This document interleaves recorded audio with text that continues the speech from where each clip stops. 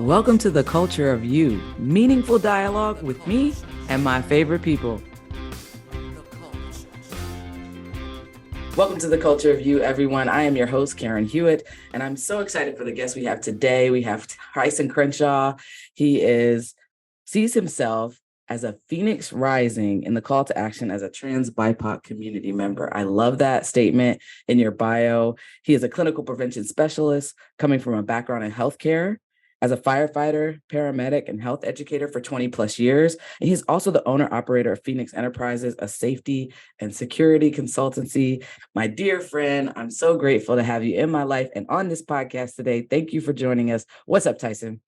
Oh, what's up? I am so excited to be here with you. And, I've been trying to work this out so I can vent. So thank you.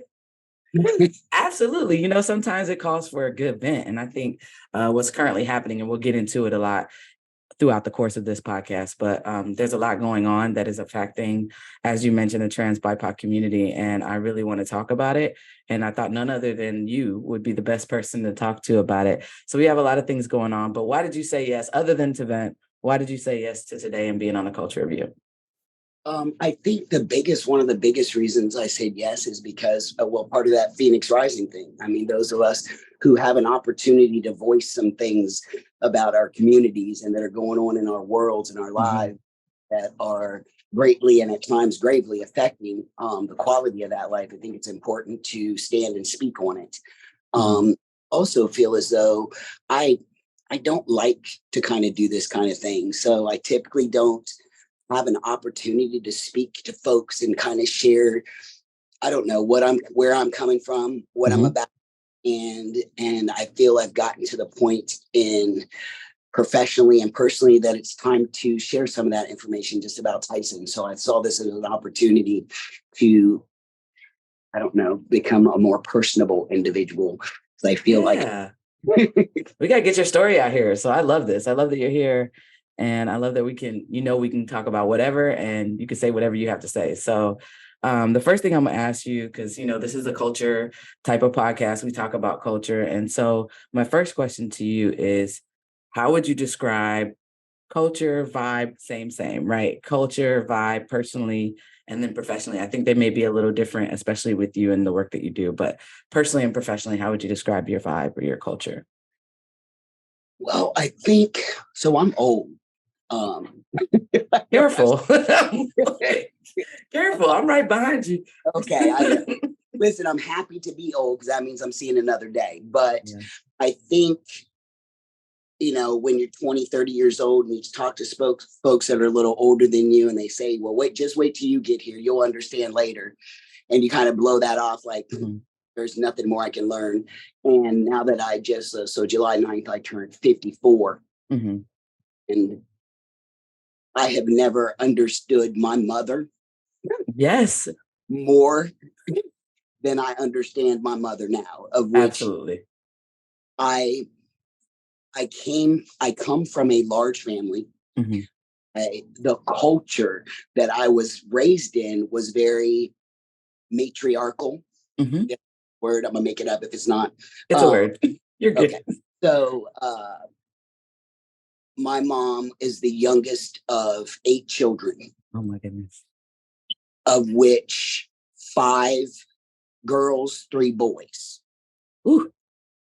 Okay. So, however, my grandfather has 22 children. Stop it. Yeah. So there's a lot back there. Okay. Okay. I find myself a lot of times, the thing that molds everything about me is my upbringing and where we come from. Yeah. So my family comes from Alabama. It's actually Crenshaw County, Alabama. Oh, wow. My grandfather, my grandfather's grandfather was gifted the 40 acres and a mule. Oh, wow. So we still have it. One of a handful of Black families in the U.S. that still did. I think there's like 3. Wow. But 5 years ago, the house that my mother was raised in on the property was made a historical site in Alabama after my grandfather passed away. Mm-hmm. And I was raised with that mentality of respect. Everything was yes, ma'am, no, ma'am, yes, sir, no, sir. Every year we went, the whole family, no matter where we're at, we went back to Alabama, to our property, to have our family reunion. Mm-hmm. My mom was a single mom, so I was kind of raised by my grandfather and my uncles. Mm-hmm. Give you an idea, I guess I look back at this and kind of say, hey, this makes sense. So my dad was not part of my life. Mm-hmm. Coming from Alabama, my aunts and uncles came this way north to get away from the hostilities. Mm-hmm. Way south, I can still go to family reunions and see colored only signs. Wow. And I try to share that with the younger kids in the family whom don't realize that we have this culture where people say, okay, we're taking so many steps backwards. Everybody's like, we're taking so many steps backwards. And I see a culture that didn't go forward. Ooh. Because I go down there every year. I see that shit that still exists. Mm-hmm. My oldest Aunt Zola, whom my aunts are my heroes. They are just, you just give me goosebumps. My Aunt Zola, whom's the oldest, and she's 86, she was the first to come to Ohio to kind of get feet on the ground and see and settle in before everybody else headed this way. Mm-hmm. She rode on the bus from Alabama standing the whole way because she did. Mm-hmm. And when I see a lot of the things that are going on right now and the conversation of backwards, I'm still struggling to see the forward, where we ever went forward. Wow. Yeah. And people not realizing that the displacement isn't there. Like my mother picked cotton for a living, not because she was a slave, but because those were the only job opportunities available. Mm-hmm. Alabama, where they were, Greenville, Alabama. And to talk to folks and have, and I don't care who it is, whether, they're white, black, but to say, slavery was so long ago, blah, blah, blah. We've come so far. No, the fuck we haven't. Not as a whole nation, we have not. No, we got better at hiding shit and Mm-hmm. just adapting and overcoming. Mm-hmm. But all those things that were going on are still going on. There's just more availability to do shit that's sneaky and underhanded and navigated more than it was going on back then. Mm-hmm. Because I haven't seen that. I still go there and see those things. I still listen to my mother, whom is my mom. We've got a generation of elders that when my mom's generation is gone, we'll have that group of folks that lived through a lot of shit. Right. My mom talked about sitting there watching the news when Martin Luther King was killed, when Kennedy was killed, when all those things happened. When my mom is gone, I'm not going to be able to converse with somebody and say, tell me about this. What did you see then that you don't see now? Or what do you feel has changed? And I think it's so important to grab hold of that. And that's been my thing as far as my family goes, is sharing, showing, my 5-year-old niece that, hey, you see grandma over here, Granny, they call her Granny. Granny did this. Let me show you a picture. Let me show you this on the internet, because who's going to tell that story? And who's going to remember that happened? And share what needs to happen, because they raised us with the concept of, you're not going to complain about where you are. You are going to be successful. You are going to strive, keep pushing. You've got to always work harder, work longer. You everything 10 times better than your white counterpart, because you're still black. And even seeing that culture of, we've talked about this before, where my pigmentation might not be as predominant as my brother's pigmentation, and light skin versus darker skin folks, and we still struggle with that, in our own. But I listen to my aunts and uncles, which all my uncles have now passed away, and I've got all my aunts who are kind of holding our family together. I was raised with, right where I was, there were 12 of us. 9 of which were boys, 3 girls. I have 22 first cousins. Okay. Jeez. So we are a big family. And it was a pain in the ass as a kid to have to go to all these family get-togethers. We were talking about it yesterday. Every day I saw an aunt or an uncle or answered a phone call, and that communication, that village mentality was there. Mm-hmm. Doesn't exist anymore, that I think we need to get back to, just, as families, it takes a village to raise these babies. Mm-hmm. It saddens me. It saddens me to see that. But the people that raised me taught me things that make me who I am. And it had nothing to do with my gender. It had nothing to do with, how I identify personally. It had everything to do with elevating a culture. Mm-hmm. It was like, okay, we are Black. We've got to do all these things to just get minimal of what my white counterpart does. So we got to make you guys strong, resilient. We got to teach you how to navigate this and what to expect. And being strong. And this is going to go away. And that scares the shit out of me. That ability to go, hey, mom, hey, auntie, what, tell me about this, because that strengthens me. And I remember probably 8 years ago, I had kind of pulled myself out of my family a bit and backed off when I decided to come out as trans. Mm-hmm. I had this expectation that, listen, I know I come from this hardcore, culture of men are men, women are women. Mm-hmm. This is what I got to do. And I didn't offer my family grace, because I think a lot of times culturally we forget on that part of my culture, that we forget my identity, my transition, my decision to do that wasn't theirs. Right. I didn't know how I was going to navigate it. So how unfair of me to assume, based on everybody outside of my family's perception, this was not going to be acceptable. So you deserve to be accepted and have to demand that. And if they don't, you just walk away. So I just walked away and said, I'm going to go do me, because they're not going to accept it.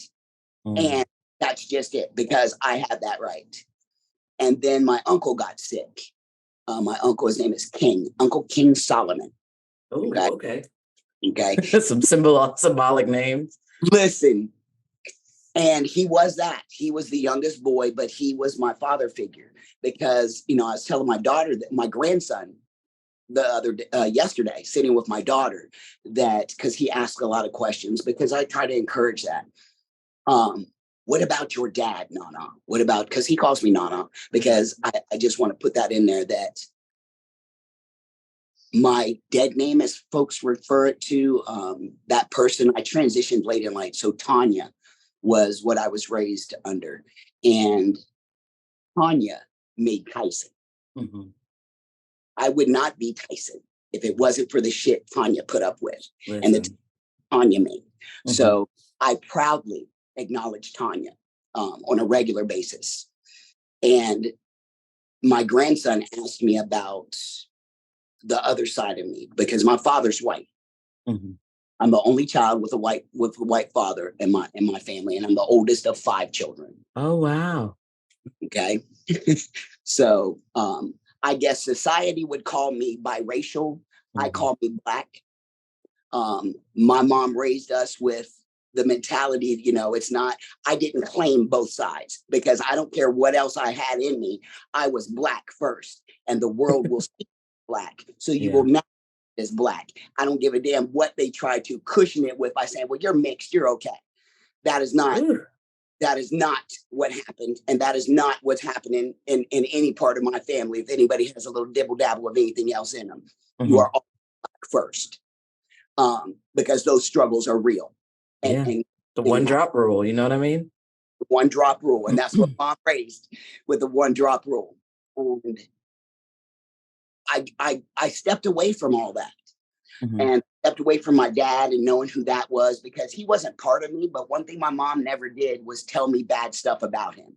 Mhm. She was very adamant as a single mom. She would never talk down upon somebody's father because that's Mhm. a decision he had made because they didn't stay around. That didn't mean that she needed to badmouth them Right. because she said, I'll make that decision on my own later with my resources. But people forget, like my grandson had forgotten that in what was it, 68 was just when interracial relationships were illegal Mhm. until I Yep. was I, Loving. I Mhm. was 9. Wow.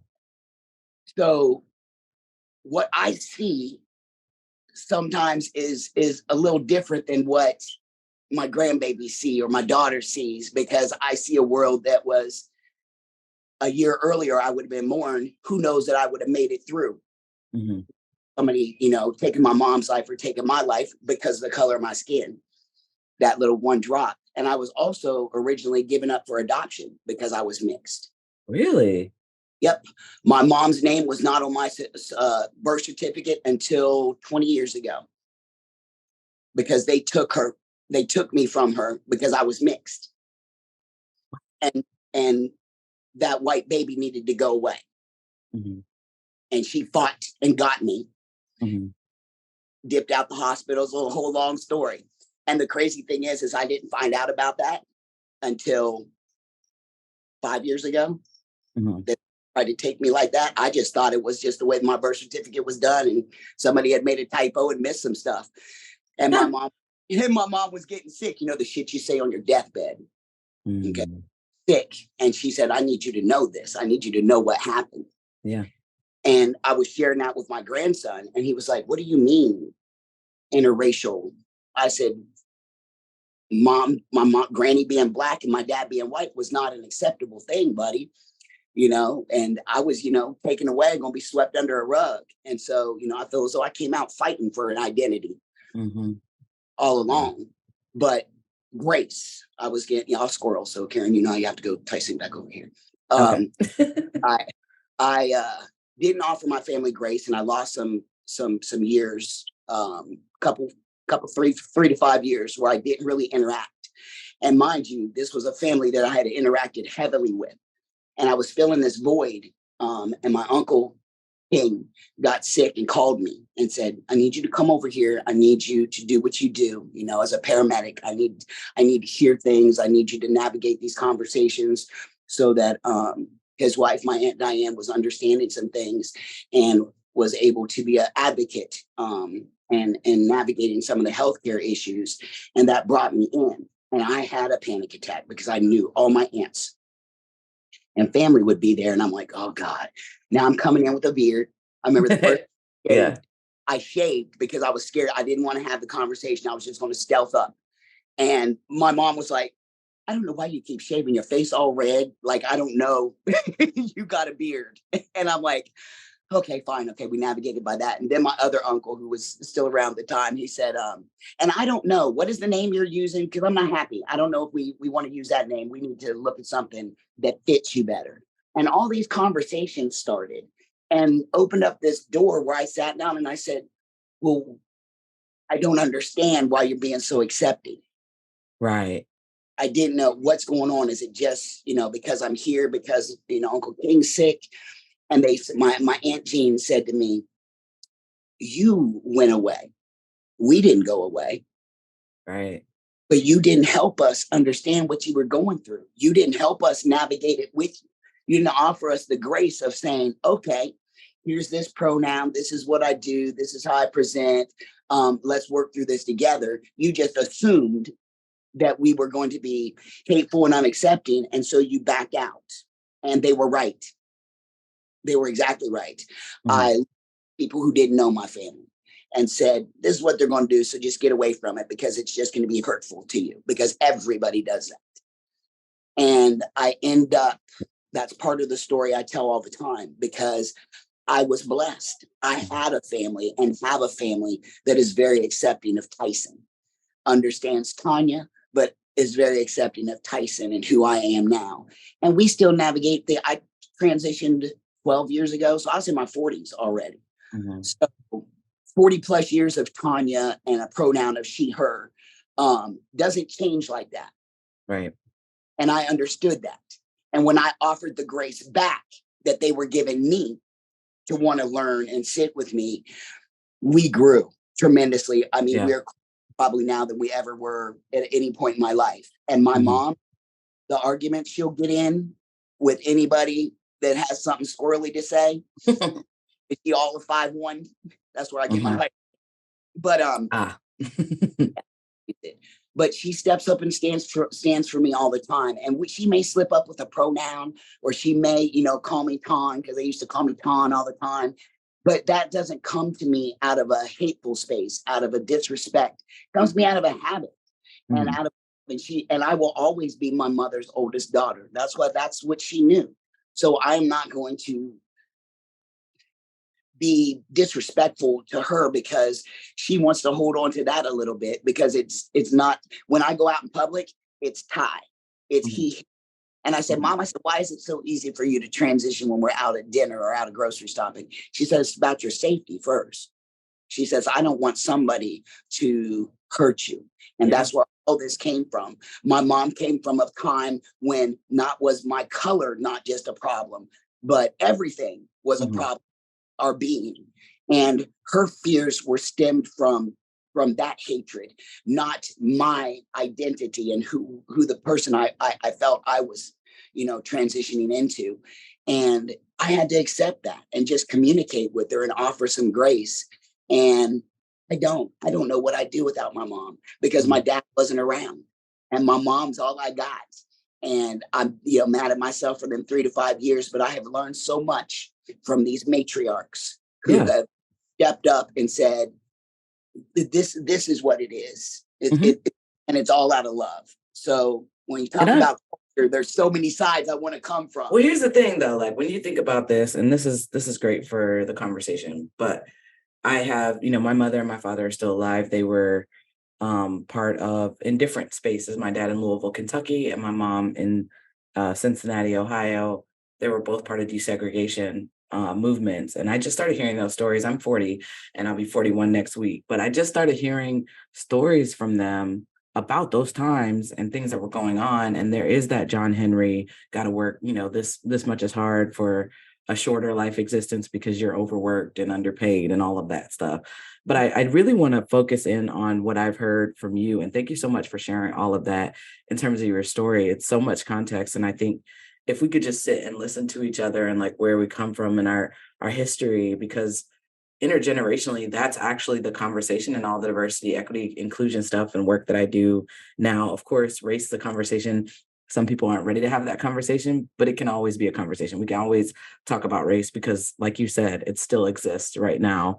Racism, systemic racism, regional racism, like there's so much racism that you can see now. It may be a little more subversive or passive aggressive, or we say Midwest nice about it, right? When people are like, oh, I'm sorry, I thought you were the custodian, or I thought you were the janitor. And you're like, I have degrees, like whatever. But anyway, like it gets really complicated. But in this intergenerational conversation, and you work now, in clinical prevention, right? And you work with Gen Z and you work with Alpha and you work with millennials. How are you seeing this conversation about resilience, right? Because I'm hearing all of the resilience you have in your life, all of the learning from maybe missteps or not giving grace or giving grace and having some room, because this generation can be very, oh, if you're gonna misgender me, then I'm not gonna spend any time with you or I'm gonna go. And they're not being that grace in relationship, whether it be our family, chosen family, or friends. How do you what do you see as the call to action in community, right? Let's just talk in the trans BIPOC community, in the LGBTQ plus community. What do you see as the call to action around all these different lived experiences and what can sometimes be perceived as like a lack of curiosity or uh, curiosity and respect from those younger generations with like all this wisdom and history and lived experience? And maybe there are times when we as older folks can be like, y'all, and we will separate from them. So, so you have children and grandchildren. And so like, what does this look like from a lineage perspective, a call to action perspective, organizing? Like, how are you living this out today?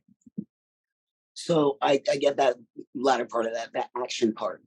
So I'm not very good at a lot of times communicating verbally how to fix things or how to navigate those things. So I feel as though a lot of what I do is in action. Mhm. And you know me, you've heard me say it before: action, action, action, action speak louder than words. We've all heard that saying before. These conversations, I love a conversation. That's, we need conversations on Mhm. these variables and these differences. But the conversation can't always be based in, how do I say this? Um, Emphasizing our differences and Yeah. our needs. Like for me, I want this, this, and this. Mhm. And becomes a very, very me centered. I feel sometimes I feel this me, and it needs to be broader. It needs to be, okay, I hear you. I see you. We say that, I see you. Do Mhm. you? What do you see? I guess that's the important part. What are you seeing? Are you seeing what I'm truly projecting or what you think I'm projecting? So that calls for a conversation too. Mhm. And how are we leaving this conversation? If I have one more Teams Zoom meeting with somebody, what the problem is, but we'll talk about all what the problems are, but what are we doing for the solutions? How Yeah. do we fix it? And that's an action thing. Put some people on the side to, continually handle the logistics of that conversation. But we have to have people on the ground that are Mhm. actively doing those things. And I think sometimes that miss of wanting to be heard from the different generations. I come from that, what is it, Gen X? Them feral babies that were said, Yes. go, feral babies, go outside. I'm gonna lock you out till the My street lights. sister and my wife, yes, they Yeah. are So feral indeed. feral in a good way. I mean, it's Yeah, in yeah, we need them. We love them. we're very gruff. I'm gonna just say gruff. I'm kind of gruff. But it's all out of love. Uh Y'all been through some things, to be honest. that part. So it's like, it's that hard shell. Destiny, that's my daughter. We were talking yesterday, and she was like, I forget that you guys didn't have like mental health care. And I remember if you were prescribed Prozac when Mhm. I was a kid, that's because you were in a mental institution. Oh, Or heck, wow. it wasn't something that you were just doing on a daily basis. Everybody was doing it at that level. Prozac was this big deal drug, and it was like, oh, you are just absolutely. Then One Flew Over the Cuckoo's Nest. That was a movie. Yes. Yeah, so it was really bad, and it wasn't just readily acceptable. So you weren't able to just like express feelings of breakdown. And Mhm. we've gone, I feel, to an extreme in some situations where that's all it's about is the feeling of the breakdown, but we're not talking about how we build that back up. Mhm. And I will get very frustrated when I hear, I also like the trans rights stuff. So I'm out there, and you probably saw it. I put it on Facebook when I'm standing out there over standing up for some rights, some trans rights that were being, that are trying to be taken. Mhm. Um, that old school slipped in too, because I had to say something on Facebook too to my BIPOC community, because I'm like, you do realize that the bait and switch of old, where we're going to make you focus on the trans stuff because everybody's very cautious about identifying or being an ally with that. But Yeah. then on the bottom, the fine print down here says, well, let's not talk about any racial stuff in school anymore because that makes white folks uncomfortable. You're going to miss that because you're going to be up here focusing, well, I'm not trans, so it doesn't affect me. Right. And that's where I guess the point I'm trying to make with how we get focused on me and what affects just me versus a marginalized collective, because the politicians have gotten smarter and more, well, I'm not going to say smarter, more tactical and how Strategic. Yeah. yeah, Like strategic. Yeah. strategic and sliding some shit in, because now don't look up 5 years, Mhm. ask if your kids learned about, working on the railroads and why they're not working, learning about stuff in our Black history when it slipped through on some other thing that you said well, I didn't pay attention. It didn't have an effect on me. Nobody said that. Well, it's not my job to always inform you. It's your job to actively get up and check on those things that affect you too. Mhm. And then if you're fussing about somebody physically their presence in being somewhere. Where are you fussing about that from? Are you on Facebook talking about who's over here present doing this thing, but you're not? And then I told you about the situation with what was it, Gen Zs? What are the little ones, the new younger? Alpha. So I had a situation where I had this discussion too, and I know I'm going to get a lot of on this one. So my allies, okay, I'm going to tell you this. I come from a generation that said, my mama said, don't trust them white folks. Okay. And that's the generation we were raised in, because at that time you absolutely blatantly saw why not to trust white folks. Yeah. And I had my own experience just as of recent, 54 years old. I have worked very hard to educate and train for what I do. And let me tell you how it was not easy being a Black lesbian firefighter. Right. Coming in. Okay. However, it was something, you're not going to run me away. I'm just going to work harder to succeed at that, because you keep telling me no. But when I do all this stuff to build a resume building, this is going to build, because I have to have 10 times more than my counterpart. Sure. And then I get asked questions like, well, what makes you think you can serve a community that you are not part of? Like, you don't know anything. I don't know nothing, but I got asked that by one of my allies.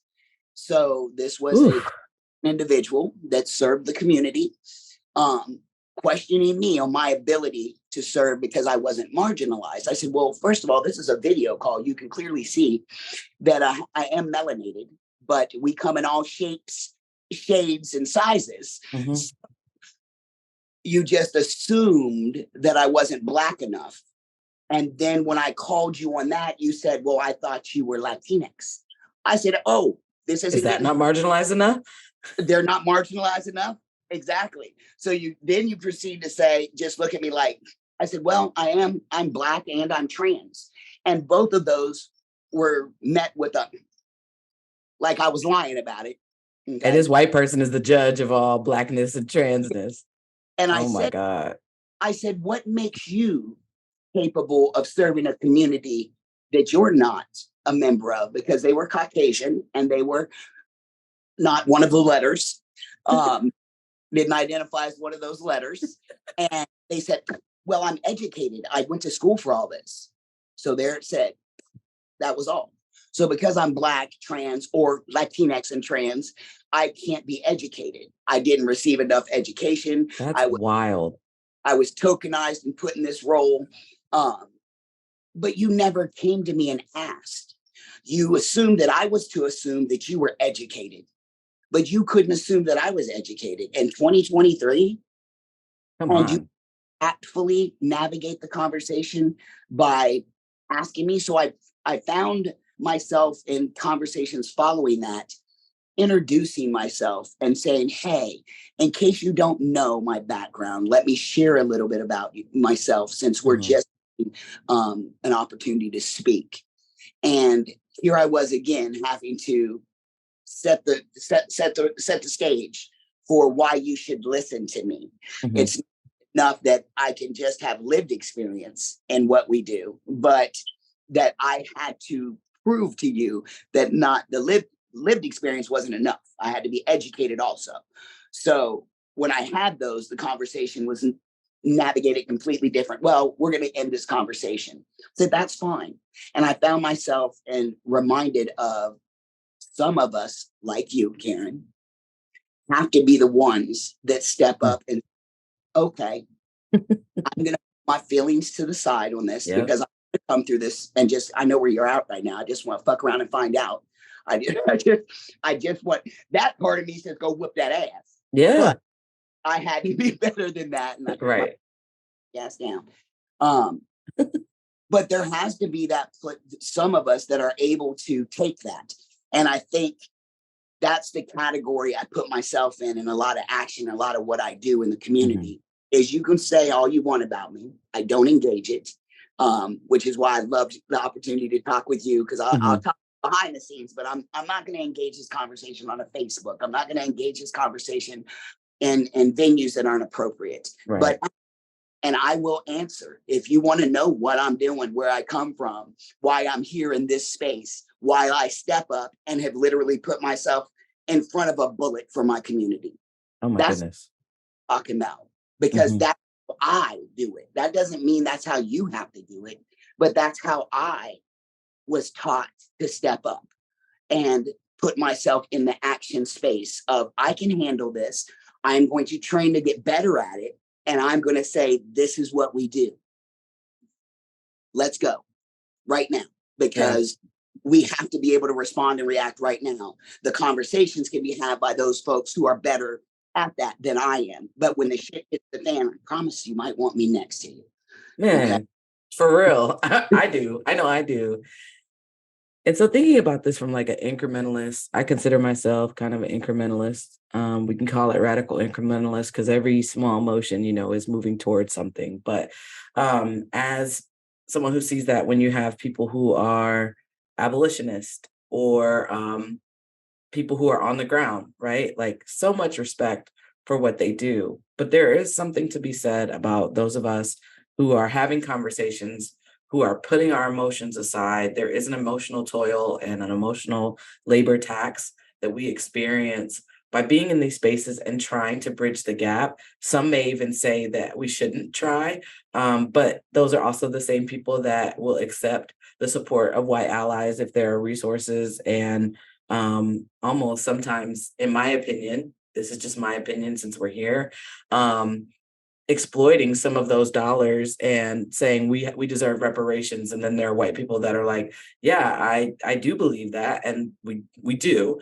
but it should be a government thing. I think it should be something the government does for us. But they're the same people that are like, oh, well, if this white person wants to pay me, that white money is good enough for you, but it's not good enough for you to trust them or be in the trenches with them or go in solidarity with them, right? It's different relationship. And I've seen that, and I've just been like, But then I realized that I'm not saying people do respect me for a lot of reasons.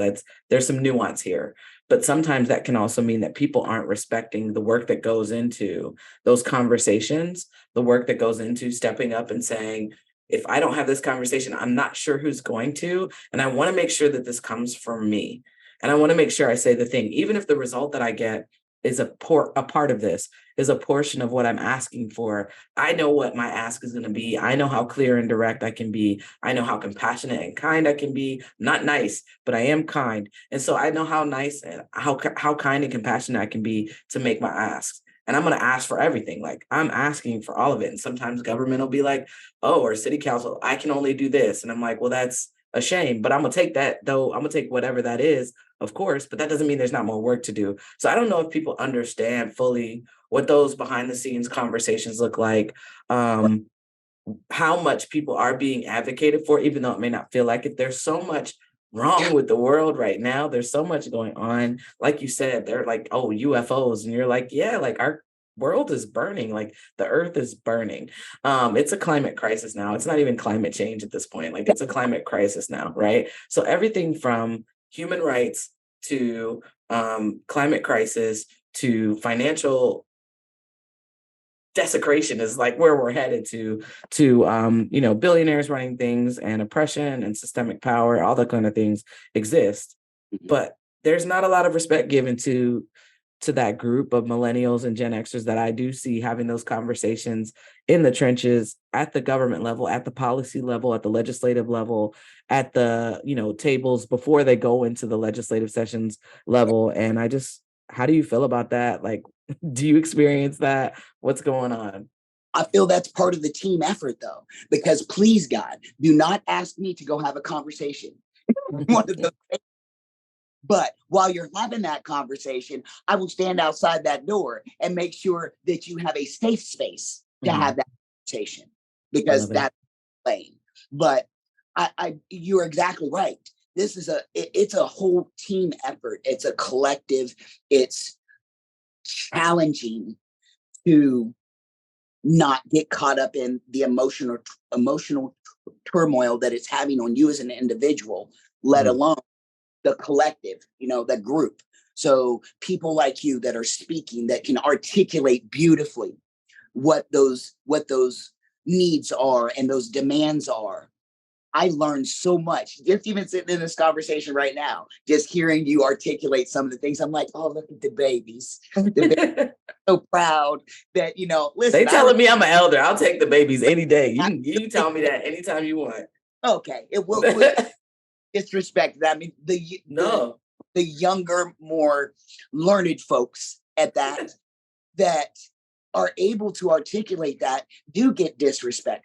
And I that's what I wouldn't have transitioned if it wasn't for the younger generations. Right. I didn't know 10 years ago, I didn't know this was something I had the ability to do.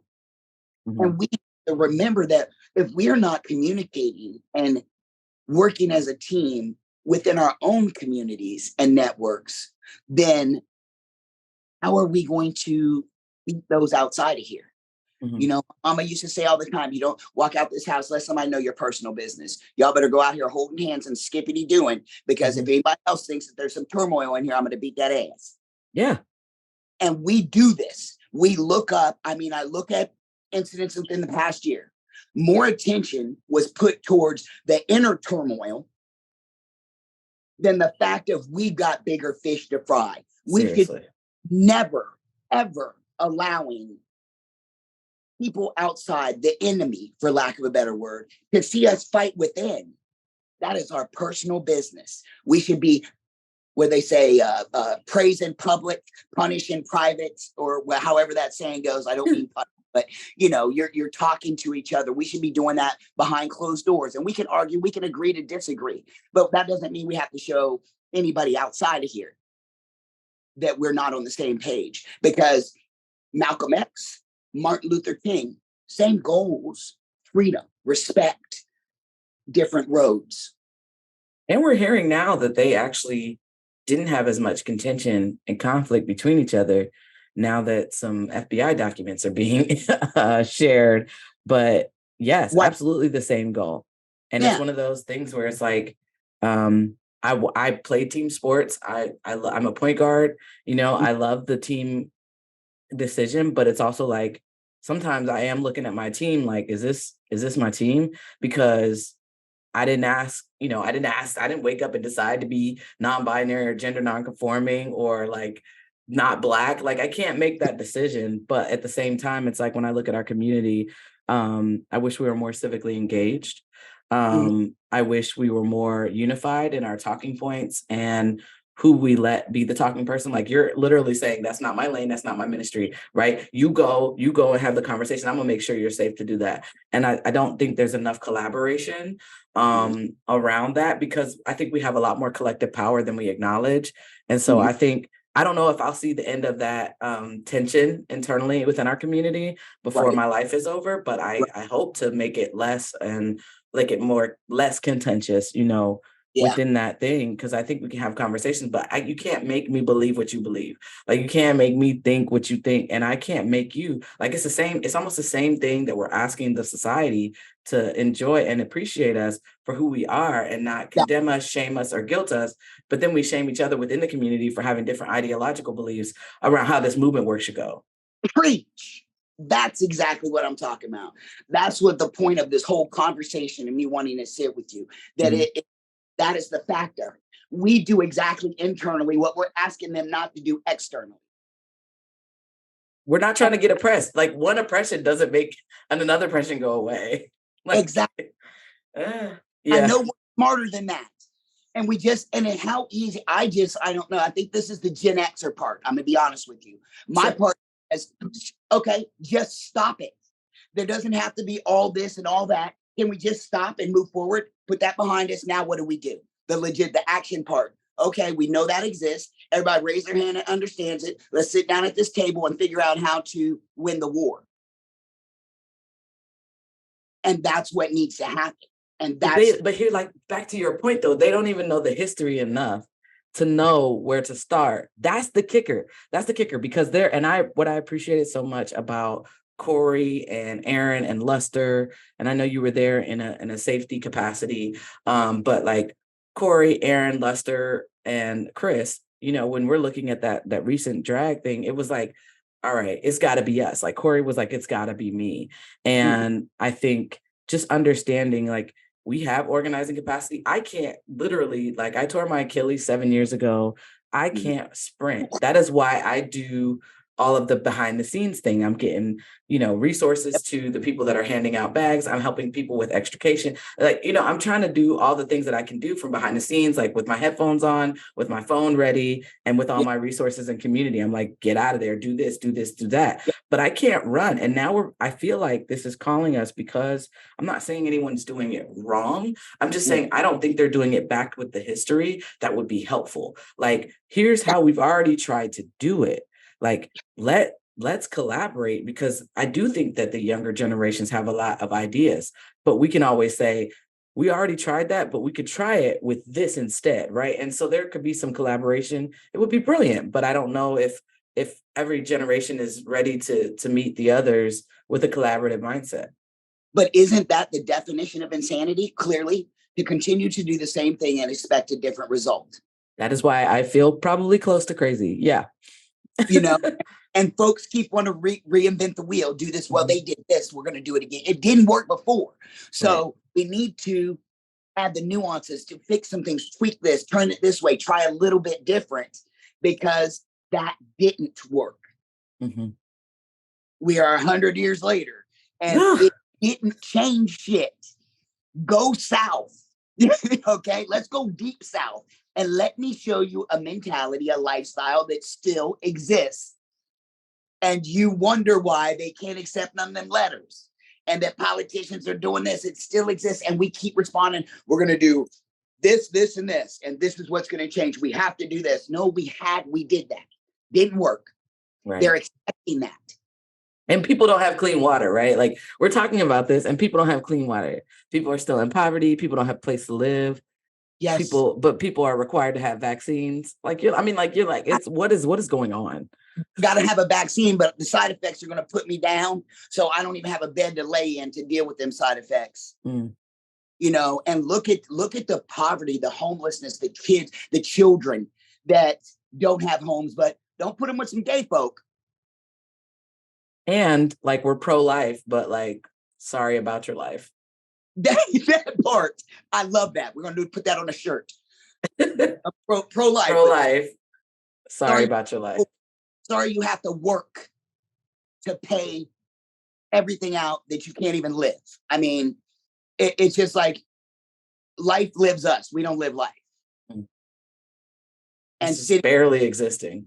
Barely. And what is that? What is in that? Nothing. I mean, as I get closer to death, to be honest with you, it really hits home. And you're just like, I cannot continue to just let life beat me down like this.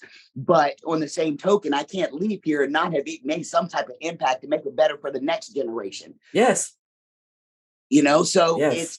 It's that fatigue, and it's more fatigue fighting within.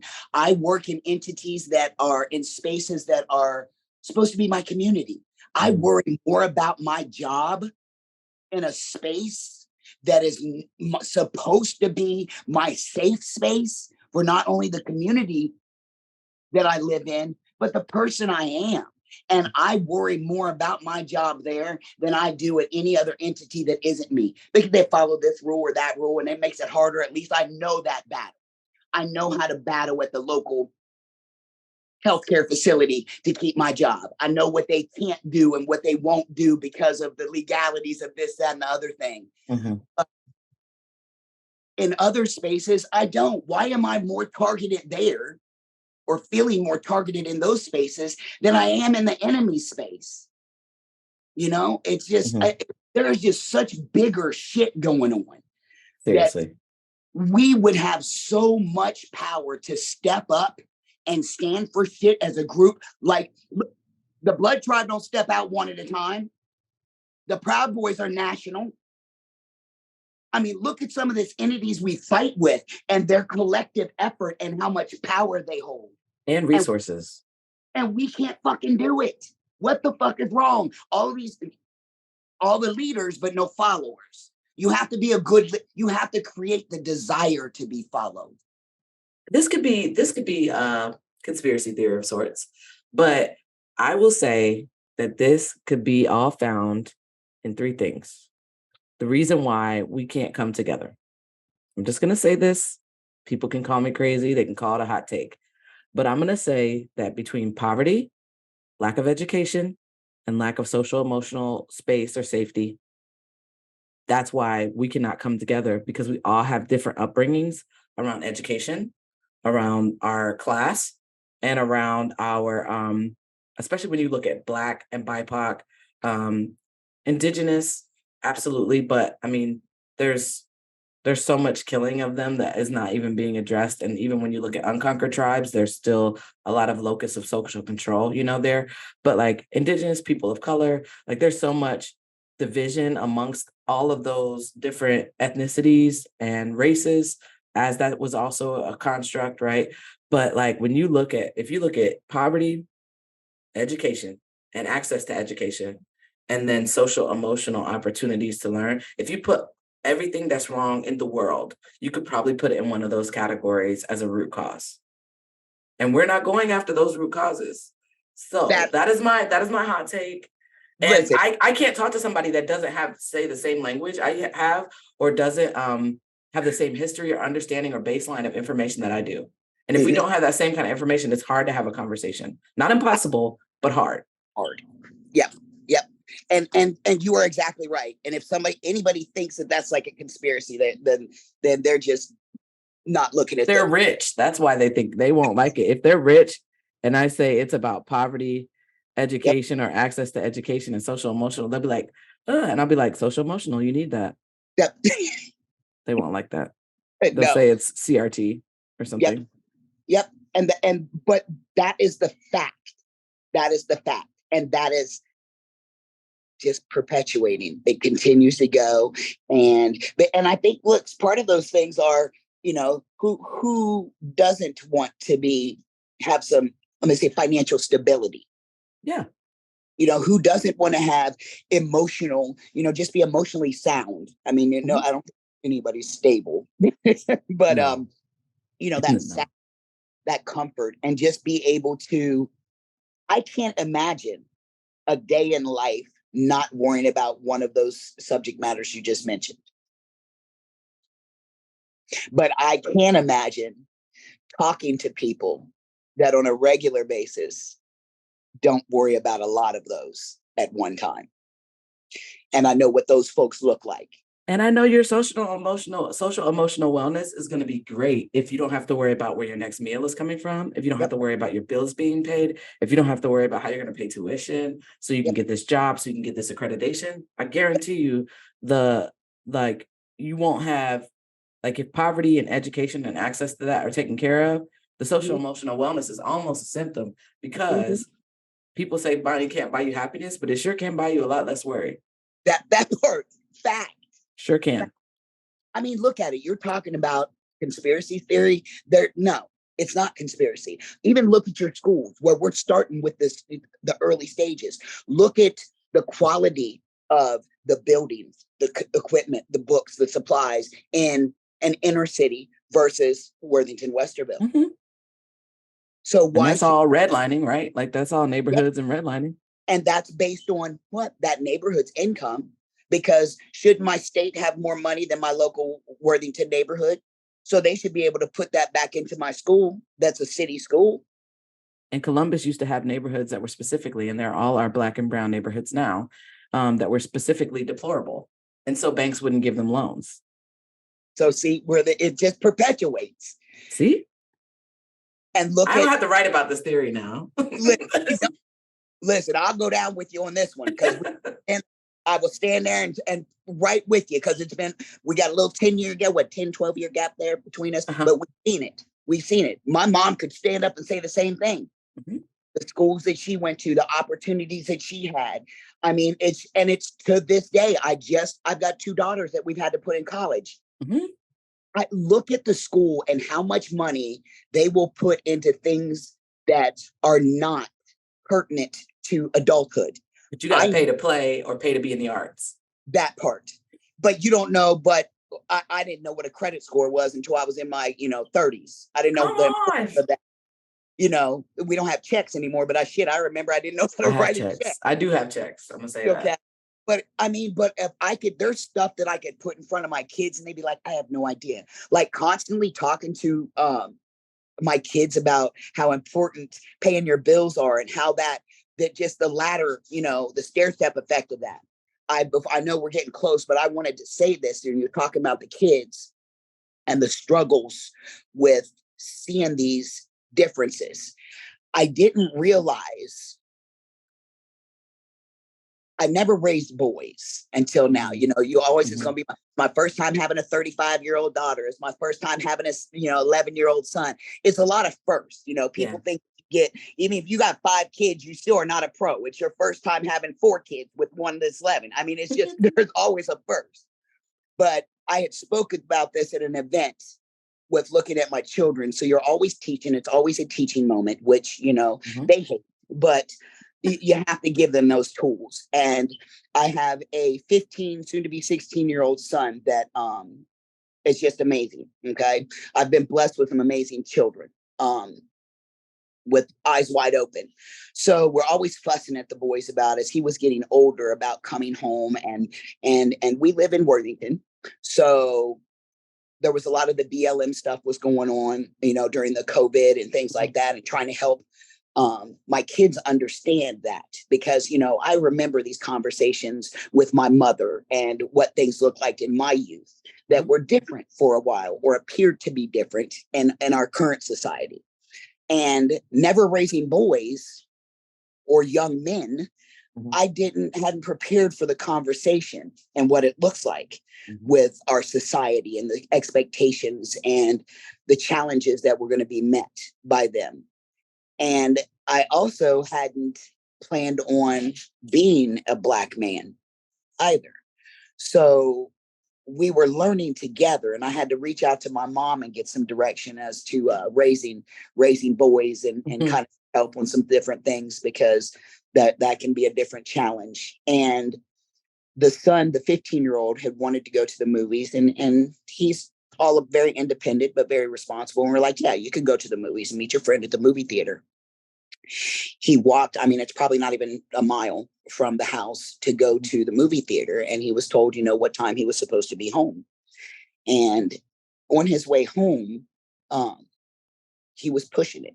It was getting dark and he was getting close to the 5-minute marker to be home. And he comes in the door and my partner and I, Ashley, are sitting in here and Mom can be a little harder on him than I can at times. And he comes in the door, comes over to actually the chair I'm sitting in right now and just hits the floor and falls out and is sweating, covered in sweat, out of breath, and burst into tears. And every time I tell this story, it makes me cry because it just makes me so fucking angry. I said, what is wrong? The parent in me hopped up like, okay, I know how to whoop an ass. Who's messing with you? Let me go out the door and snatch a kink in somebody. He proceeds to explain that I was coming home and I knew I was running late.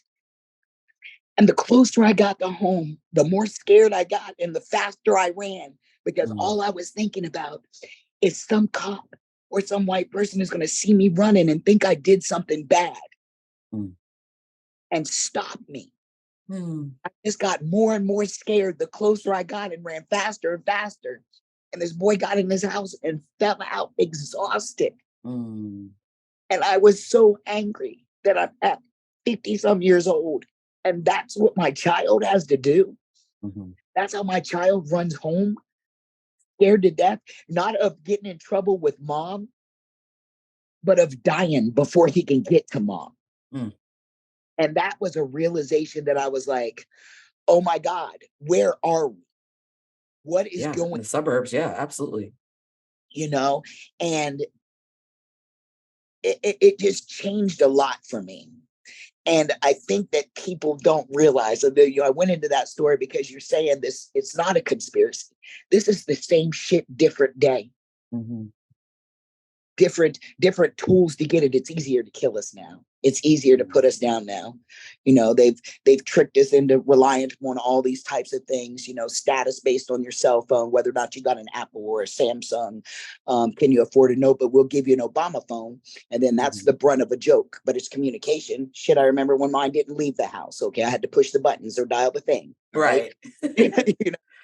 So all these things that are rich people status, rich white people statuses, and another way how to oppress and suppress a community of marginalized community. Period. I don't care what category they're placing you in, but we have to collectively stand up, Karen. We do, and the fact that we don't see the power in that is so frustrating at times. We look at Martin Luther King and Malcolm X and how strong they would have been together.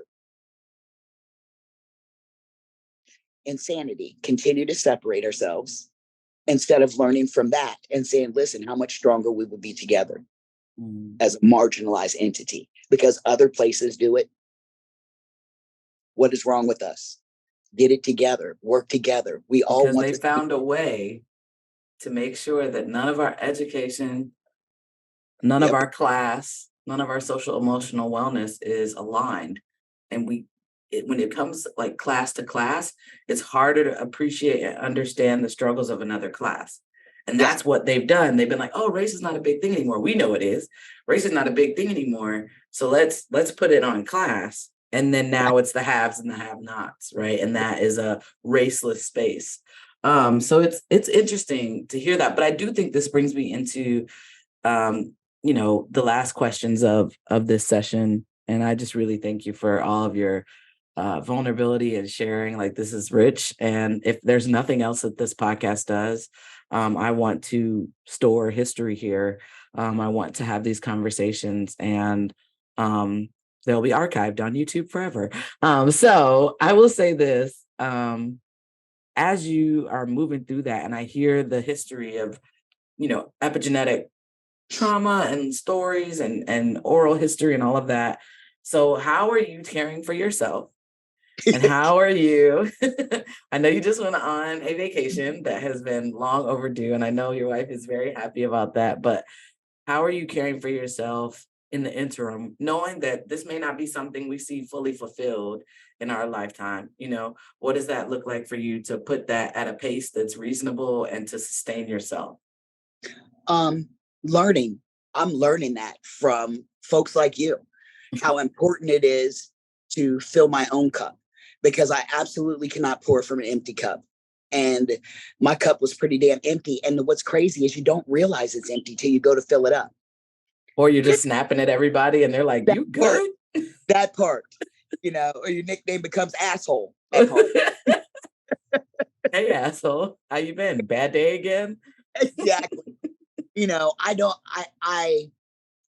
With that literal vacation, I learned how empty I can allow myself to get and how that has affected those around me. Mm-hmm. And the worry, and I'll say this here, I haven't said this publicly, but right before I went on vacation, I was sick and I had been struggling with, that Gen X where I tough it out. It'll be okay. I'll be all right. I'll be all right. Take a Robitussin, rub it on it, drink it, swallow it, snort it, whatever you got to do, you'll be fine. Just get if you get too much sleep, that's going to make it worse. So fine.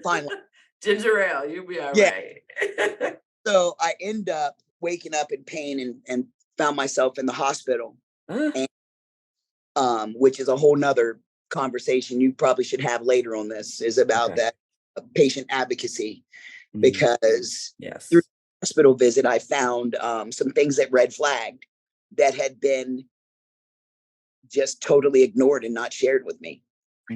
Because at the time they were seen, I was uninsured and Black, to be perfectly honest with you. So you could have prevented some of that. Absolutely. And I'm dealing with that, repercussions of that, and conversations around that, accountability on that, because I was diagnosed with cardiac sarcoidosis. My which doesn't have a very good prognosis. But like I told my daughter, I said, at least I'll go quick. You won't have to wipe my ass for weeks. But it's what Bernie Mac died of, cardiac circuit. But I had ejection fraction, which is my heart was pumping at about not quite even a quarter of what it should be. And they had seen that in 2017 and didn't say anything. And it's lucky that I've stayed alive, because my heart should have quit. Oh my gosh. And so I'm building that stuff back up and, getting the treatment and medication. But that sudden realization of, oh shit, A, I should have been dead. B, that life is short. And you got to make the best of it, because what is important to me is what I leave behind.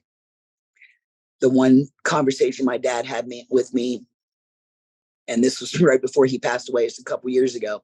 The measure of a man is how many people are at his funeral. That's what he said to me. And he says, be a better man than me. Because there was nobody there. They didn't even allow me there. Wow. But I realized that looking around at these people that depend on me, I owe it to those that love me and respect me and enjoy me to be the best me I can. And I hadn't been being that me. I had been being that me for everybody but the people that were right closest to me and that were going to be affected if I wasn't here. And when I found out that diagnosis the day before I left for Miami. And my wife and I went down there, and it was, kind of profound to be able to go down there and go, okay, this is what I needed. This is what life is about. These moments with those people you love, and filling that cup up has to be just as fulfilling as pouring it out. And if I could leave any wisdom with anybody, you got to remember that it is much more important, because what goes in is what's coming out too. So if you put bullshit in that cup, you're going to be pouring bullshit out of that cup. Okay. That is metaphoric and literal. That part. So I learned that we have to take some me time. And I don't know what that looks like. And I'll ask folks like you, my daughter. You ask my wife, she'll put you a whole plan together. Yes. She'll put you a whole rest plan together. Because I see the work that both of you do just constantly, but I also see you fill that cup up appropriately. I will sign off in a minute. Enough, but better than I do. So I want to learn that from those that are better at it, because it is so much more important than it dictates what comes out. I mean, like that, just literally the shit I'm putting in that cup is what I'm going to pour out. So if I'm putting, crap in there, crap's coming out. So you need to take that self-care time. You need to take that moment to say, hey, let me put some good stuff in here. Let me smile. I look at the pictures when we were at Miami, and then pictures of recentness. I've been back dealing with BS, and I'm like, I can see it on myself. You can see stress carry. I'm tired of aging. I thought, the black not supposed to crack. I need to keep working on that. You're doing great. Y'all are doing great. But what I will say, the best advice I ever got, and then I'm going to hand it over to you for last thoughts and then any questions or scenarios you have for me. But I heard this best advice I've ever received is the ship is always going to sail, whether you're on that bitch or not. And that's the truth. Look at all these ships sailing. Like, if I leave this earth today, like, the world's going to continue to go on. Yes. And I think, that then it becomes, okay, well, what experience do I want to have while I'm here? Because the world is going to move on. It may be hard for some more than others, but like, the world is going to move on. Even with a dynamic legacy, the world still has to move on. And that ship is going to sail. And it's going to do the same, whether I take myself out of it or not. Right. In terms of this event, in terms of this project, in terms of this conversation. Like, actually, I can, if I can make time for it. But if I need to take a step back, then I get to do that. And I was only doing that for when people were dying, like starting around the pandemic. And my therapist was like, what if we looked at like ways to clear your calendar on days where you just needed more space and not when somebody's dying? I was like, that's a great idea. So little things like that, the ships are always going to sail. People are always going to figure out ways to do the things that they want to do, whether I'm there or not, and not feeling so self-important myself to think Mm. that because I used to say, if it's not me, then who?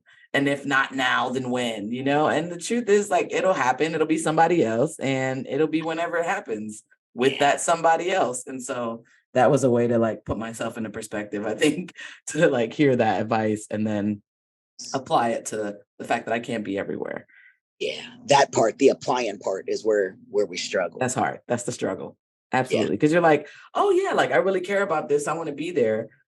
Oh, but then there's this thing going on too. Oh, and I really haven't slept in or not left the house for a whole day this week. I should probably like stay at home and just refill my cup, right? But those are choices, and it's hard when you're used to being available and present for everyone that you love and care about. It's hard. absolutely, absolutely. And I definitely agree with that. It's some of that guilt too. Mhm, That guilt that we got to keep pushing, keep mhm. pushing, keep pushing. Yeah, our parents and Mm-hmm. those boomers, man, they made it. They made us so. They made us so. Sleepy, get up, get up. You Yeah, sleep, you're dead. I mean, literally, that's what they said.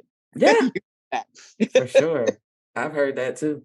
And so Yes, my dad still says that because he's yeah. still working at 75 and he just went through cancer. See, And I was like, Dad, like, do you have to work? He was like, man, I've been having to work since I was 16. that I part, was like, and it's I hard. don't want that for you, man. If I can contribute to you not having to live like that, I'm gonna do Yes, that. Cause yeah, no, yeah, nope. yeah. And I think that's you saying that was is key too. Is we have to look at what that looks like generationally, and we do. You know, white folks do that shit all the time, generational wealth, and whether that be monetary or not. But we need to do that with our generations. We need to Mhm. be making bigger and better and offering setting that up to win. And I Mhm. think that's one of the things that drives me to beat myself up a lot of times, is saying, okay, I can handle it, but my grandson will never be able to do this. So let me go out here and let me beat myself to death. Uh, so he No, doesn't I'm for something. finding somebody, I'm hiring somebody immediately. I've gotten to the point where I'm like, the money is nice and necessary, but like I'm spending it towards sustainable things. I'm See, investing it. I'm paying people to care for the people that I love, and because really that's time. It's not that I can't do it. It's just if yeah, I'm going to be the visionary and creative and community builder that I want to be, then I yep, also have to replenish and I also have to delegate. Like I have to delegate. yeah, I can't do it all, yeah. That's the hard part, though, isn't it? especially That's when your finances for all these years probably haven't added up to your expertise. Like, Erin was doing laundry the other day, and she was like, "Oh, we just need somebody who would do all this for us." I was like, "Yeah, we need a personal chef too, but like I can't afford that yet." You know what I mean? So it's like yeah, we kind of have to yeah, just do what we can do right. until then.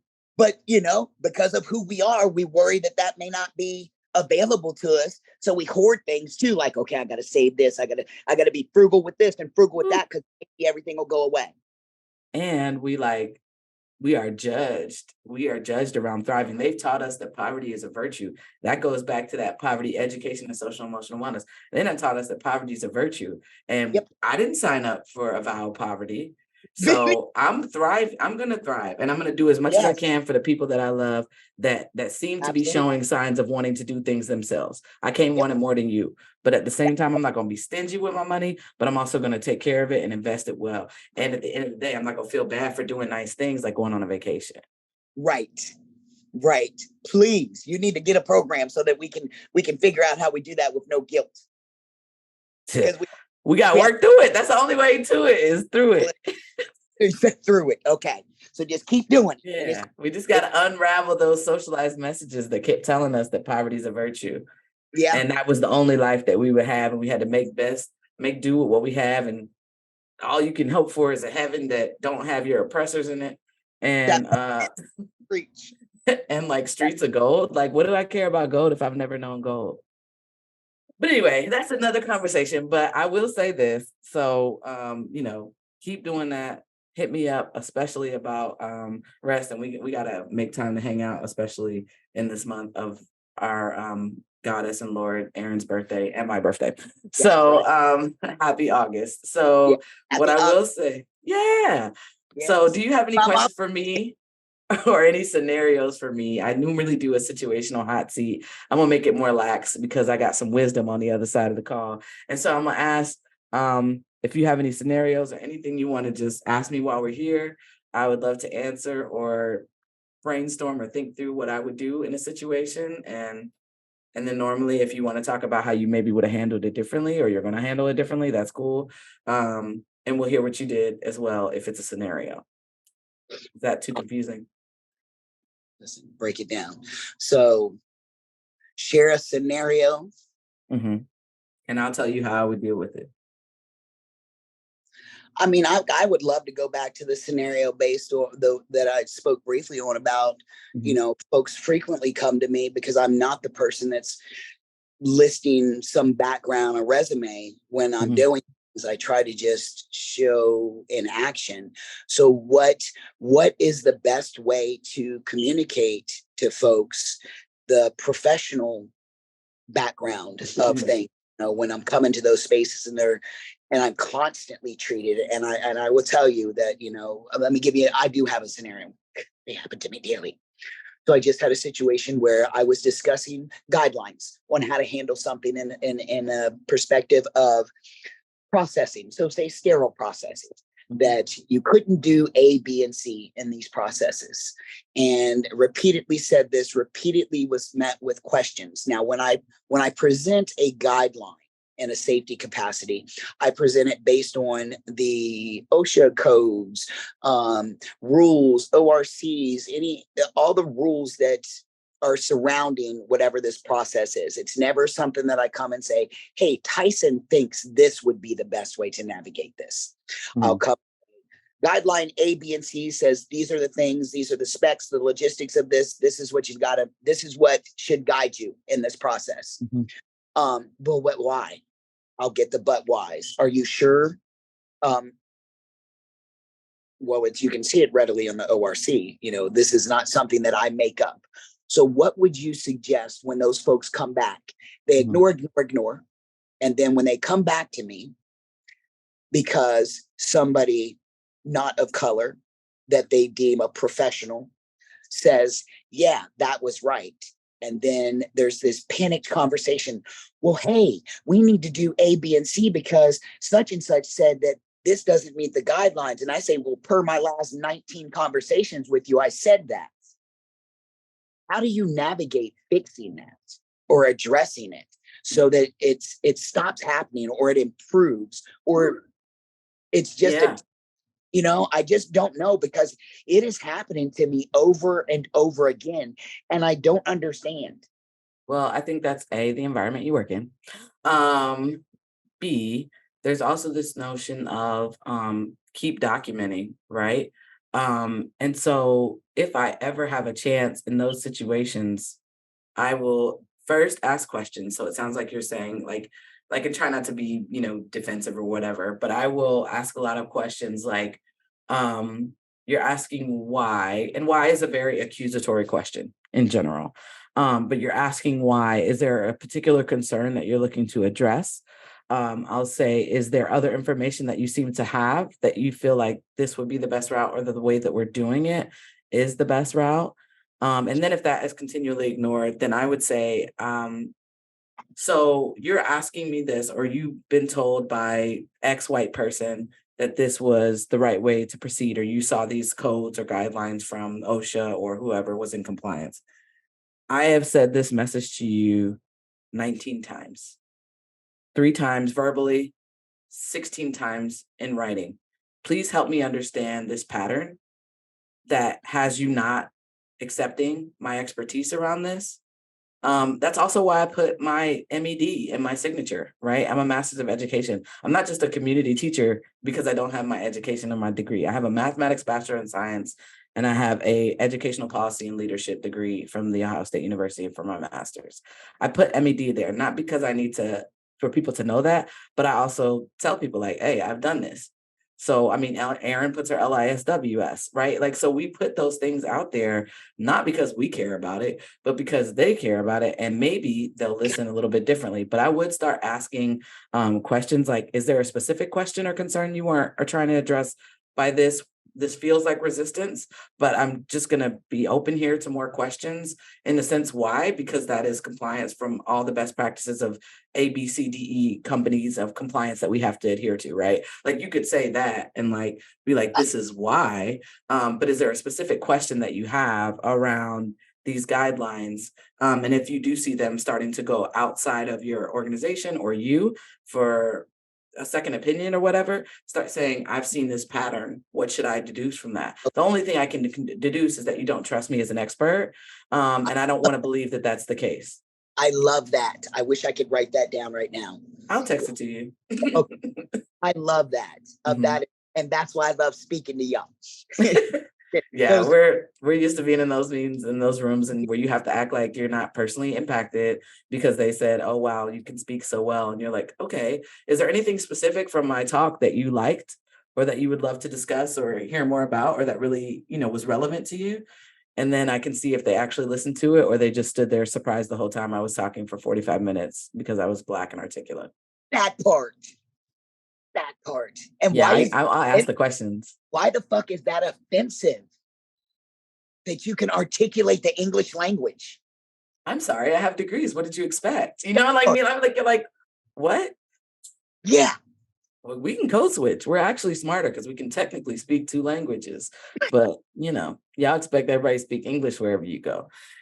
But yes, I would ask some questions. I'll text you in that order, like what to do. And then I think there's this time I talk about point of loss.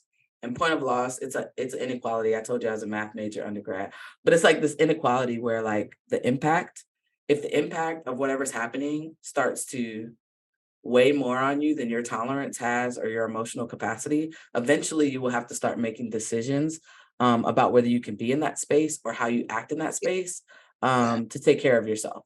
You know what I mean? Absolutely. Absolutely. And the hard-headed part of you wants to say, This can be salvaged. Yeah, I don't want to get bullied out. Yeah. So yes. Then they win, right? Yes, because then they win. But do they win? Do I allow them to win my soul in this? Yeah, there's a cost to everything. And I think you have to determine when the cost of staying is more than the cost of leaving. Preach. You're gonna make me cry, but preach. That was so helpful. Oh my God. I'm mad at myself that I didn't reach out and say, hey, help me articulate this repetitive behavior and handle this, because obviously I'm not navigating it as well as I'd like to in discontinuing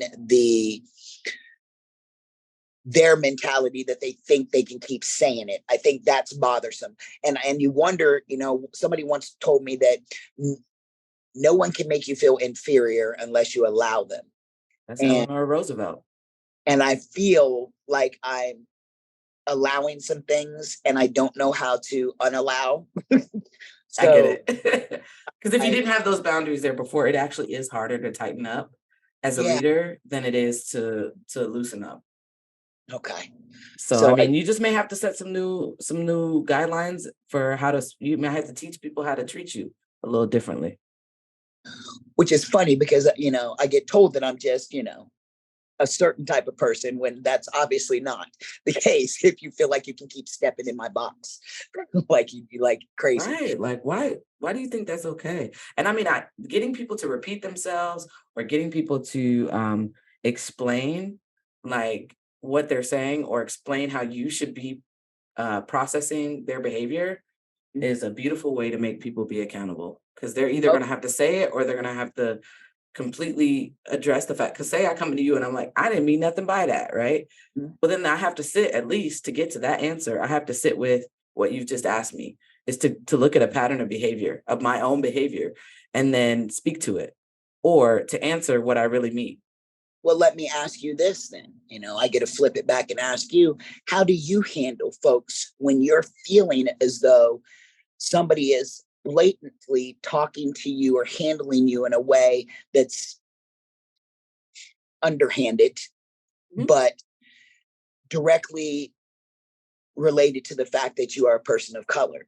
And you don't, like, when I get that feeling, sometimes I want to say, no, no, no, you don't want to accuse them of that. I'll make all the excuses around, am I seeing something that's not there? How do you fix that as an individual? How do I say what is the blanket that says, when I'm communicating with you and I feel as though you're being condescending or racist in what I'm saying, how can I let you know that without letting you know that? Well, I'm gonna ask you this one question first. How do you not know that it's also because you're trans? Oh, I know it's that too. Right. So people with a lot of intersections, we can't always say exactly what it is, but we know it's something. We know it's something. And so when it's that layered and it's that complicated, I either ask directly, but I also know that their racism and their homophobia and their transphobia, none of that is my problem. Okay. Right. So I have experienced it a lot where people don't know how to receive me. They know I'm nice and they're trying to feel me out and see what's going on. I've even had some people try to get me in situations where they were like going against our boss or, just bitch fest or something like that, and I don't engage in those type of things. I'm about development and growth. And I know that nowhere is perfect, but we're going to work through that. And I'm really committed to repair. Right. So, I have to figure out what my capacity is for that person, because if that person is always going to be talking to me, I can only imagine how their life looks, right? And what their friends look and what their circle looks like. But if it's something where it's inhibiting my ability to do my job, then I'm going to have something to say. Otherwise, I'm going to be like, I'm sorry, I'm going to ask them to repeat themselves sometimes that I already heard, especially if it's a racist thing. I'm like, I'm sorry, I didn't catch that. What did you say? Or I'm hearing you say this. And then they have to repeat it. And normally people, if there's some sort of bias in there, they'll change the words. And then you can know like there's some bias in there and they're correcting themselves. Because people have enough language at least now to know where to correct themselves. If they messed up, you'd be like, I'm sorry, I didn't hear that. Or am I hearing you ask me if I'm doing this because I'm Black? You know what I mean? Like, or whatever the question is, you can repeat the question back to them or repeat the statement back to them and said, am I hearing this correctly? Just pause and ask them what they said and for them to reiterate that. And then I think you can, like, there's a list of things. If there are things you can do, that's why I say get your paperwork together, get your documentation together. On June 27th, this happened. On March 30th, this happened. On July, this happened. On August, this is a pattern of behavior. And I'm not sure. I've asked questions each time about what they meant. I've asked questions for clarifying language around this. And my only conclusion right now is that this has happened. I've taken this to them. Now I'm talking to you that you're their supervisor. And I'm like, these 4 things have happened. And I'm trying to make sure that my workspace has psychological safety here. And I don't feel psychologically safe because I feel like this person has contention that I didn't create. Okay. God damn, that's good. I love. And you take the emotion out of it. Like, I see this pattern of behavior. I don't understand this. I don't like this. Here's what I'm just asking questions. What is it? What's the deal? Okay. And that's okay. Like, I honestly, and I'm not being. You should hear some of the shit that the wild folks that are entitled do and say. I've had somebody tell my boss something was bullshit. Like something we were doing that was optional was bullshit. When you think about that, when you have that, I'm like, I'm new here, but I would never say, I would never say something like that. Right. And I'm getting paid to be on these meetings that are optional. Like, click, I'm on the meeting. Are we cool? Are you okay? Like, you know what I'm saying? Like, I just be like, are you okay? And then sometimes if I care about that person enough and it's not normal behavior for them, I'll be like, what's going on with you? Is everything all right at home? Okay. I'll start to ask stuff like that because the COVID did. Right. And life be lifing. And so I just be trying to see what's going on with people because they're not okay. We're not okay.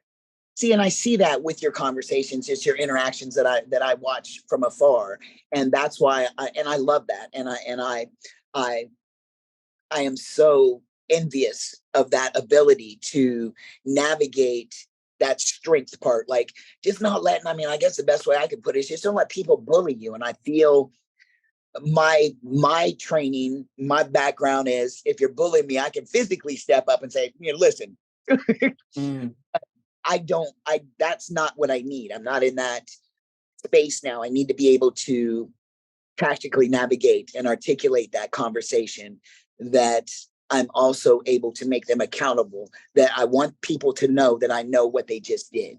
mm-hmm. And here you do that without being, for lack of a better word, like asshole-ish. You know what I mean? It's an intelligent conversation, and I envy that ability to do that. And I want to learn. That's only because I'm autistic and I can mask and I can I've been duped so many times that Well, I'm like, oh, I know what that behavior is. I'm not gonna let that, and I'm not gonna let you take me out of my character or take me yeah, out of my nervous system regulation to go that there with you. that is hard, Karen. That is hard It's so hard. to not let people pull you out the character. I think I've gotten better since I've gotten older. I don't have the energy because I can be a hothead at times, but Mm-hmm.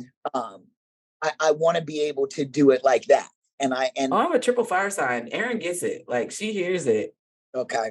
The first, I know you have your wife, but like at least have that person that you can have the first reaction with, because you need to get it Okay. out. You need Okay. to get it out. This motherfucker said, da, da, da, da, da, Okay. da. You need to be able Yeah. to get that out, because I'm a Yeah. triple fire sign. It's coming out. And then I can compartmentalize and put it Okay. into perspective and play the long game, you know? Got it. I love that you both play the long game very well. I've seen Mm. that, and I do. I envy that. I wish more folks would recognize, I guess, for the lack of a better word, we talked about that team effort. I think we all need to recognize what strengths and weaknesses are, and elevate those, and be able to, navigate those. And I think I see some of it happening. I see little bits of it happening. I see that happening with elevating you two, and what you're really good at. Yeah. And I'm happy to see that. But I think applying that, learning from what you do, is something that I want to be able to mimic, and make it work, how it works for Tyson, but being able to watch your lead in that. And that is, I want to compliment you both on the ability to stand strong on what you're saying and what you believe, and when you feel wronged and when you feel right. I mean, you do both sides. If somebody does something good, you say, that was good. Mm-hmm. So it's, and I think people don't always acknowledge that. And I'm calling you in too, but I'm calling you in on your phone. I'm calling you in on a message. I ain't putting you on blast. Right. It's just, I don't know. It's just so frustrating to see such the qualities that we need to be just grabbing in folks and saying, okay, this is the A team. Let's do A, B, and C, and we got this shit. You know how to do this. You can pull a crowd. You can do the logistics. Put this up there. This person has, this part, and you can say this part. Because I mean, it's white people do it all. They be like putting their cousins and everybody's in this spot, and then all of a sudden they got 10,000 people at a Trump rally. You know what I'm saying? Like, they put it together. It's not a lot technically, Exactly. but it's a lot of people to get together for something like that. If they can get together people for that, we should be able to get together people for human rights and love. Yeah, because it's about to get bad. I know. I don't know if if everybody's prepared for it, but it's about to, and always gets worse before it gets better. Mm-hmm. So I'm going to continue to elevate the strengths, where I see the strengths, and try to be supportive, and be the person I need to be. But I appreciate what you do. I appreciate things like this. This is grows. I'm gonna look at this 10 years from now. When you got, the K network. Oh man, I was just talking to my friend about that. I was just talking to Camille about that. Camille, because she does a lot for the culture too. And we were just talking about having a Columbus centered Roland Martin network, and how we need that. I need certain resources for that. I'm not paying for that. I pay for a lot. I pay for my books to be published. I pay for this. You know what I'm saying? I'm not paying for that just yet. No, there's enough. There's enough of us. We need that. We can support that. White people. I know, right? They do. They really do. It's something we just have that conversation about. You should be going, listen, such and such reach out to me. They got these funds and we're going to do A, B, and C because they seen this, this, and this. And it's just quit stepping on people to get to the top instead of reaching back and pulling people up. I got this new cushy Fortune 500 corporate gig though, so I'm gonna enjoy that for a minute. Do it. Do it. It's delightful, and they are about what they say they're about. But I got some plans to do, obviously, with that money and the things that I'm doing. But Gotta get it's in the there. works. It's in the works, and I work in corporate social responsibility. So I mean, I'm in the right field. I don't think I could work in corporate if I wasn't in, philanthropy, DEI in that arm. But I have some plans. I think some things are in motion. Oh yeah, I see them growing. I've seen this growth. Indeed, y'all are moving, and I love you for it. Oh, well, I love you in return. You are a phenomenal asset to this community. You're a great human being, and I'm so glad that you're carrying on your legacy and for sharing all of your legacy and history up to now. I hope and long for more conversations like this in the community, and anywhere I can plug you in or anywhere somebody's asking about it, I'm going to. But thank you so much for this conversation. I hope it's the beginning of many between us too, as well as within the community. And thank you for your time and your vulnerability. I appreciate you. Thank you. I appreciate you, and keep doing what you're doing. I got you.